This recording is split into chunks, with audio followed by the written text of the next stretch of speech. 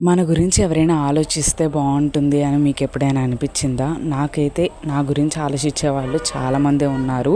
వాళ్ళల్లో ముందు వరుసలో మా అత్తగారు అయితే ఉంటారు. నాకు ఎన్ని కష్టాలు వచ్చినా, బాధలు వచ్చినా, ఆనందమైన, బాధైనా, ఎటువంటిదైనా కానీ మా అత్తగారు అయితే నాతో తోడుగా ఎప్పుడూ ఉన్నారు. ఇంకా ఎర్లీ మార్నింగ్ 4:30కి అయితే నేను స్టార్ట్ అయితే అయిపోయాను. కానీ బస్సు బయలుదేరే పాటికి 7 అయితే అయ్యిందనమాట. ఇంకా అలాగే నేను వెళ్తూ ఉన్నాను. ఇంకా మధ్యలో నిద్రపోతున్నాను. చీకట్లో బయలుదేరాను. కానీ స్టార్ట్ అయ్యే పాటికి వెలుతురు కూడా వచ్చేసింది. ఎండ చూసారా ఎలా వస్తుందో. ఇంకా దారిలో అయితే సాంబార్ ఇడ్లీతో అయితే నా బ్రేక్ఫాస్ట్ని అయితే ఫినిష్ అయితే చేశాను.